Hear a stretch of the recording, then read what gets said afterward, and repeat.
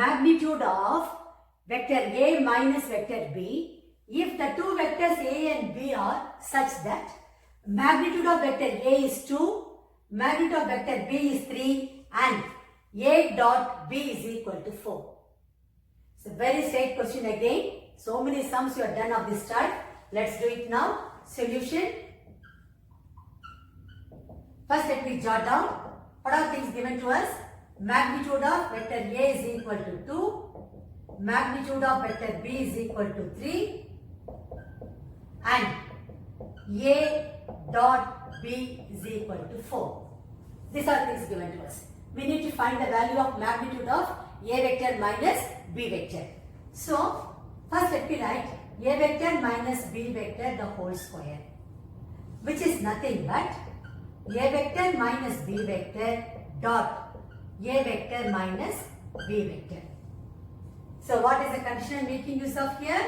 Magnitude of A vector square is A vector dot A vector. So, that is the rule I am applying here. So, let me take the dot product. I will be getting magnitude of A vector square minus A dot B, again minus B dot A plus magnitude of vector B the whole square. This is what I am getting. Now this I can write it as magnitude of A vector square minus 2 times A dot B, because A dot B is equal to B dot A, plus magnitude of vector B square. What is the reason? A dot B is equal to B dot A. Once again let me repeat this. Whenever you attempt a question based on vector algebra, the vector notation should be written by you, and then the dot should be dot or cross product when we do the next exercise. We will be studying learning about cross product. That time the cross should be mentioned. Also, whenever you write, apply certain rules, that should be written inside the bracket. That these are all very, very important. Now, this is nothing but, let me substitute the known values. A dot B is given to us 4, magnitude of vector A is 2 and magnitude of vector B is 3. So, when I substitute all these three values over here, I will be getting 2 square minus 2 into 4 plus 3 square, which is nothing but 4 minus 8 plus 9, which is going to be 5. This is magnitude of A vector minus B vector the whole square. So, when I take the square root, I will be getting magnitude of A vector minus B vector is plus root 5, plus or minus root 5 when you take the square root. But the negative side should be, already I told you in many problems, should be neglected. That should be written by you. This implies magnitude of A vector minus B vector should be equal to root 5, since the length cannot be negative. Length cannot be negative. You can mention as length or the magnitude, anything you can write. May the choice is yours. Cannot be negative. Now, let's move on to question number 9. Here, we need to find out the absolute value, that is the magnitude of x vector. If for a unit vector A, for unit vector A means the magnitude of A vector is equal to 1. And also, other condition given here is x vector minus A vector dot x vector plus A vector is equal to 12. So, using this condition and magnitude of A vector is equal to 1, we are going to find out the value of magnitude of x vector. This question is taken from the textbook. Let's do it. Solution. What are things given to you? Magnitude of A vector is equal to 1. Then x vector minus A vector dot x vector plus A vector is equal to 12. Now let me take the dot product here. I will get x dot x is going to be magnitude of x the whole square, then plus x dot a minus a vector dot x vector, then minus magnitude of a vector square is equal to 12. This is what I am getting. This is nothing but magnitude of x square, then plus x vector dot a vector minus x vector dot a vector, because a dot b is equal to b dot a. Using that condition, I written over here minus magnitude of a vector square is equal to 12, since a dot b is equal to b dot a. This is the condition I made use of. Now what will happen? These two will get cancelled. Now you will be left with magnitude of x vector squared minus magnitude of a vector squared equal to 12. But magnitude of a vector is nothing but 1. That is given to you. They didn't give you straight away, but it is mentioned as unit vector. So let me substitute x squared minus 1 is equal to 12. This implies magnitude of x squared equal to 13. Implies taking square root on both sides, magnitude of x vector equal to plus or minus root 13. But this length, the magnitude cannot be negative. So minus root 13 should be neglected. So this implies magnitude of x vector is equal to root 13 minus root 13 is rejected, as magnitude cannot be negative or as length cannot be negative.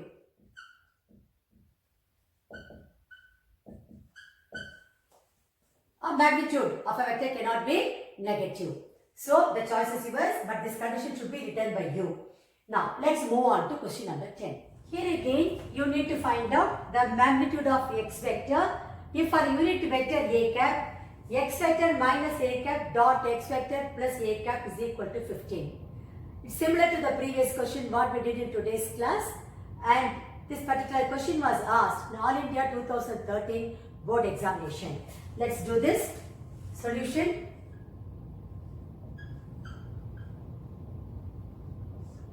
You have been given magnitude of a cap is equal to 1 and x vector minus a cap dot x vector plus a cap equal to 15. Let me take the dot product.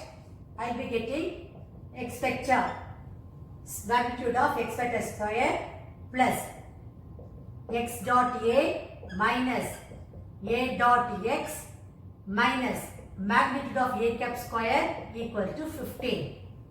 Now this is magnitude of x square plus x dot a. This can be written as again minus x dot a minus a cap square equal to 15. Now these two will get cancelled. The reason is since a dot b is equal to b dot a. So I will be getting magnitude of x vector square minus magnitude of a vector is nothing but 1. So 1 square equal to 15. This implies magnitude of x vector square is equal to 16. This implies magnitude of x vector equal to 4. You have to write here minus 4 is rejected, because the magnitude cannot be negative. So that will be your final answer. Let's move on to question number 11. Here you have been given p cap is a unit vector and x vector minus p cap dot x vector plus p cap is equal to 80. Then find magnitude of x vector. This question is similar to the previous two questions what we did in today's class. This question was asked in All India 2009 board examination. Let's do it. Solution.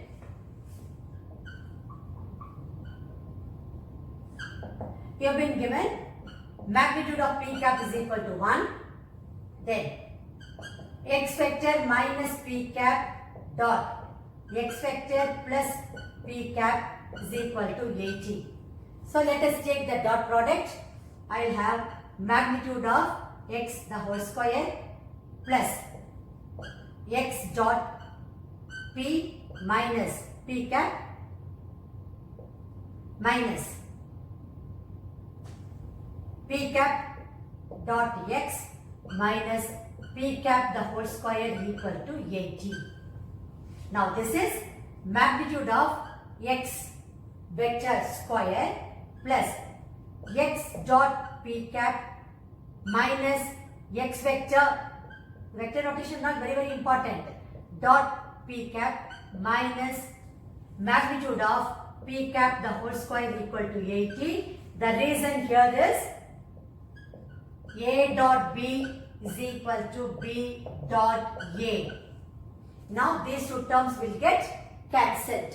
Now you will be left with magnitude of x vector square, and magnitude of p vector is going to be, p cap is going to be 1.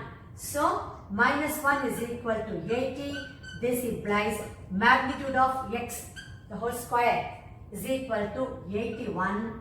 This gives you magnitude of x vector equal to 9. Plus or minus 9? Minus 9 is not possible. That need to be written by you. So minus 9 is neglected or rejected since magnitude cannot be negative. Since magnitude cannot be negative or the length cannot be negative. So anyway, the reason should be written by you. So finally you need to write the answer as magnitude of x vector is equal to 9. Now we'll move on to question number 12.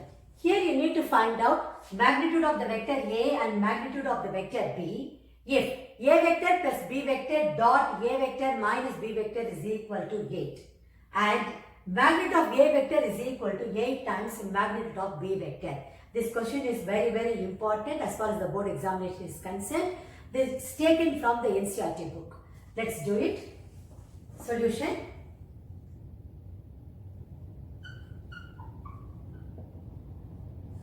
First, let me jot down what are things given to us. Magnitude of vector A is equal to 8 times magnitude of the vector B. Name this as 1.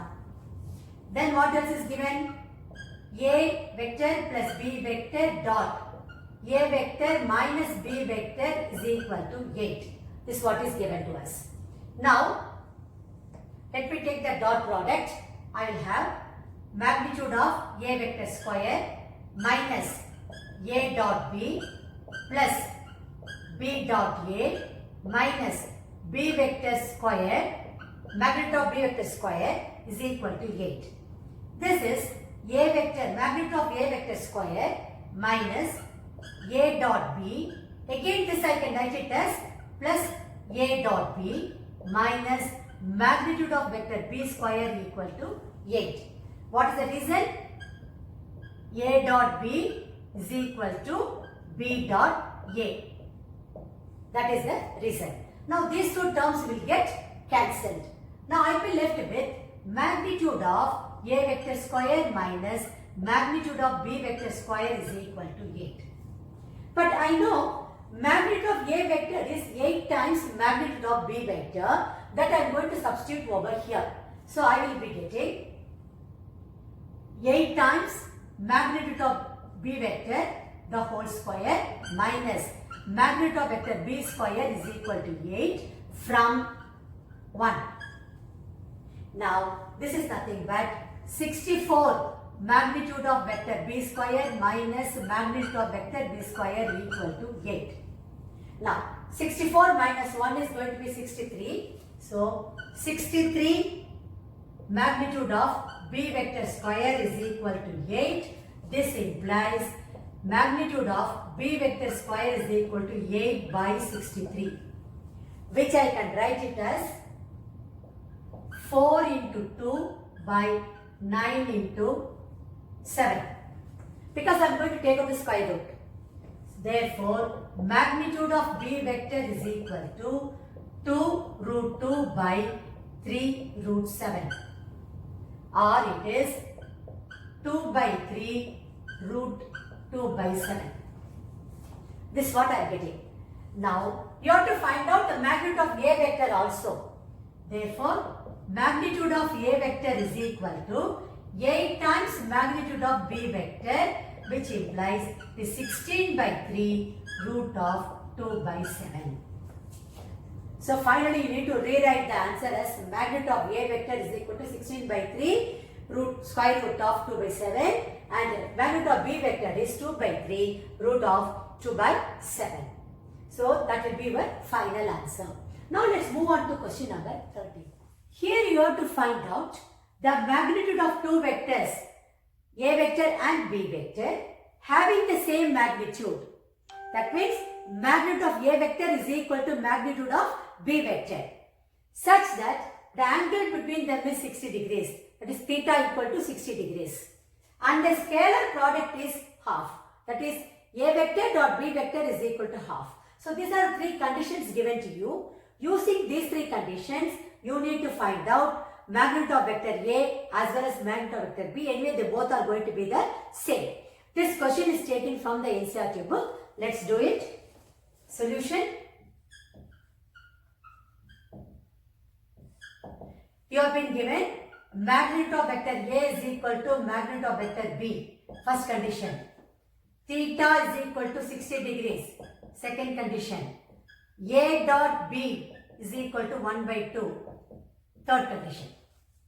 Now, we know already A dot B is equal to magnitude of vector A, magnitude of vector B into cos theta. Now, A dot B is given to us 1 by 2. So, half is equal to, and these two magnitudes are equal. Magnitude of vector A is equal to magnitude of vector B. So, I can write it as magnitude of vector A square cos 60. That is, I am getting all these things from 1, 2 and 3. Okay. Now, that is half is equal to magnitude of vector A square. You know cos 60 is 1 by 2. So, into 1 by 2. Now, 1 by 2 and 2 will get cancelled. This implies magnitude of vector A, the whole square, is equal to 1, which gives me magnitude of vector A is equal to plus or minus 1. But the magnitude cannot be negative, so minus 1 is rejected. So, you will be writing magnitude of vector A is equal to 1, minus 1 is rejected.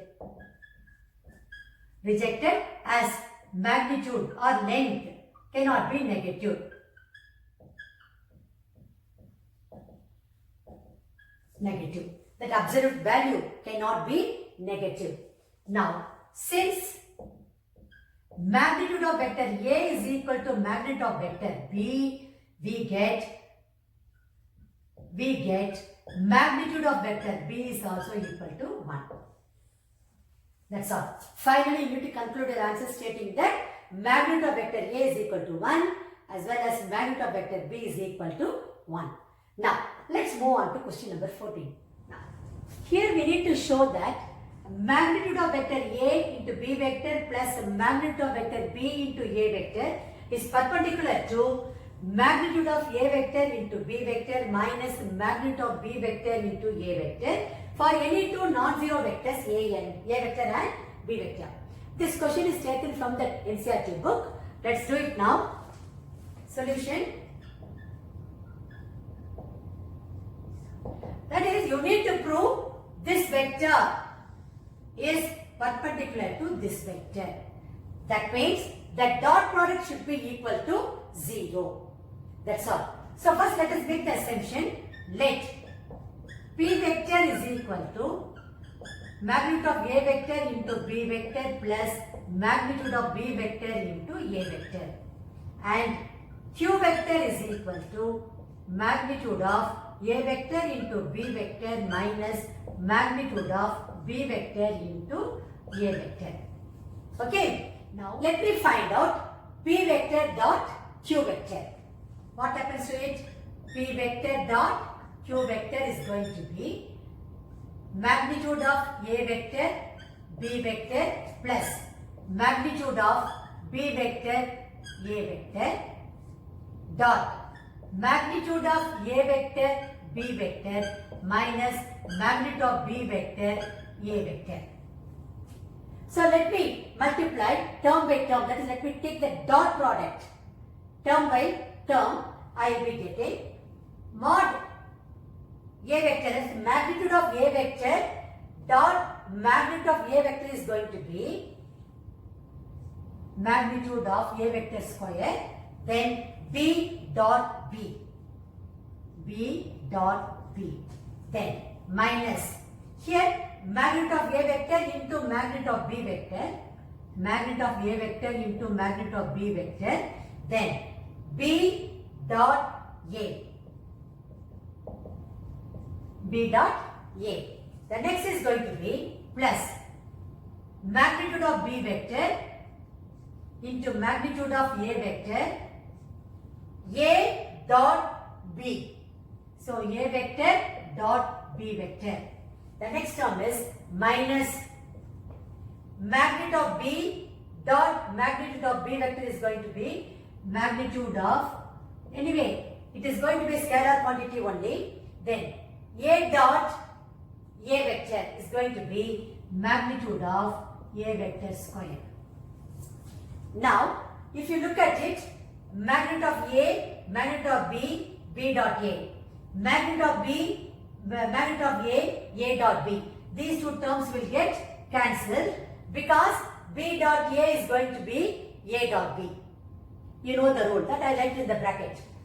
The finally will be left with magnitude of A vector square into magnitude of B vector square minus magnitude of B vector square into magnitude of A vector square.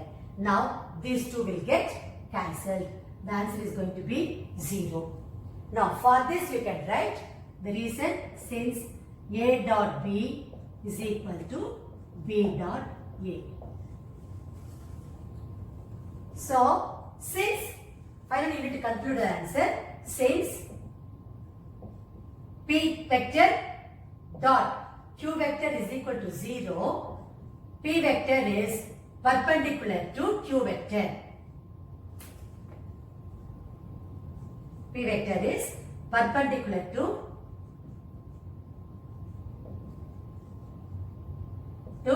Q vector. But P vector and Q vector are our own assumptions. So you need to conclude an answer stating that is magnitude of A vector into B vector plus magnitude of B vector into A vector is perpendicular to magnitude of A vector into B vector minus magnitude of B vector into A vector. So this is how you will be concluding your answer. But here when you take the dot product, you take term by term, then you write the reason for everything, so that you will not go wrong anywhere and you will not lose marks anywhere. Now, with that, we have come to the end of this session. I hope you all have understood whatever questions we have solved in today's class. Every question is equally important because I have done questions from the textbook and the similar type of questions I have done from the previous year's papers. That itself is the indication every type is very, very important. So thank you so much. I will meet you again in my next session.